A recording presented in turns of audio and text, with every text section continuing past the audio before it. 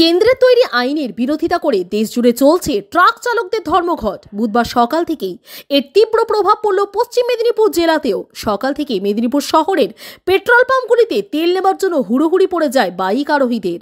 এছাড়াও বেশ কিছু পেট্রোল পাম্পে তেল নেই বলে নো স্টক বোর্ড ঝোলানো হয়েছে। জেলা ট্রাক অ্যাসোসিয়েশনের পক্ষ থেকে মেদিনীপুর সেন্ট্রাল বাস স্ট্যান্ডেও কোনো বাস চালাতে দেওয়া হয়নি, যার ফলে দুর্ভোগে পড়েন নিত্যযাত্রীরা। জেলা শাসকের কার্যালয়ের বাইরে বেশ কিছুক্ষণ বিক্ষোভ দেখান অল ড্রাইভার ওয়েলফেয়ার অ্যাসোসিয়েশন এবং মেদিনীপুর ডিস্ট্রিক্ট ট্রাক ও মিনি ট্রাক ওনার্স অ্যাসোসিয়েশনের যৌথ নেতৃত্ব থেকে সদস্যরা। এরপর জেলা শাসকের কাছে ডেপুটেশন দেওয়া হয় অ্যাসোসিয়েশনের পক্ষ থেকে। যদিও এই আন্দোলন কেন্দ্রের কালা আইনের জন্য বলে দাবি করেন জেলা আইএনটিটিইউসির নেতা পার্থ ঘনা।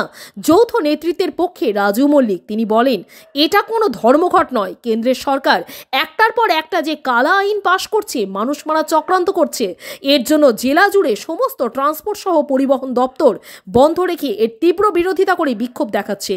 তবে সাধারণ মানুষের অসুবিধার জন্য আমরা ক্ষমা প্রার্থী।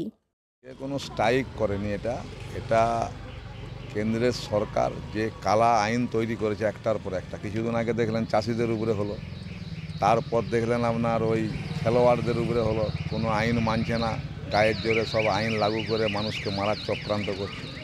তারপর আবার করলো 2015 সালে করেছিল, এই ড্রাইভারদের লাইসেন্স অ্যাক্সিডেন্ট করলে তার আন্দোলনের ফলে বেঁকে গেছিলো। আবার এই কালা আইন করেছিল। গোটা ভারতবর্ষ জুড়ে আজকে খাদ্য সংকট দেখা দিচ্ছে, তেল পাম্পে তেল নেই। সমস্ত ড্রাইভাররা একত্রিত হয়ে তারা বলছে আমরা গাড়ি চালাবো না। এই কালা আইনের বিরুদ্ধে এই তানাশাহি যেভাবে গায়ের জোরে মানুষ মারার চক্রান্ত একটার পর একটা আইন করছে কেন্দ্রের সরকার, আজ আমরা সমষ্টিগত ট্রান্সপোর্ট ট্রেড ইউনিয়ন সবাই আমরা এই আইনকে বিরুদ্ধে আমরা লড়াই করছি এবং সমস্ত ড্রাইভাররা আজকে তারা কর্মবিরতি পালন করছে এবং ডেপুটেশন ছিল। আপনারা জানেন কালকে 11টার সময় আইন প্রত্যাহার করেছে, কিন্তু আইন তুলে নেয়নি। আমরা এসেছিলাম যে আমাদের সরকারের কাছে যে 29 দফা দাবি ছিল, আমরা অল ইন্ডিয়া ওয়েলফেয়ার অ্যাসোসিয়েশন আমাদের ড্রাইভার সংগঠন থেকে আমরা যেটা 29 দফা দাবি করেছিলাম, দিল্লি যন্ত্রমন্ত্রে গেছিলাম, ওইখানে আমরা নোটিফিকেশন জমা করেছি। ওখানে যন্ত্রমন্ত্র আমরা ধর্ণা প্রদর্শন করেছি।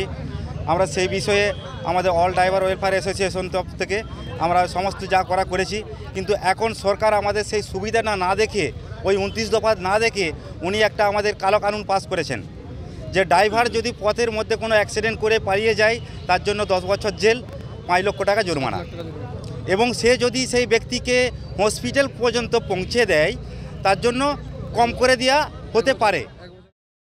মেদিনীপুর থেকে সুদীপ নন্দীর রিপোর্ট, চ্যানেল 24/7।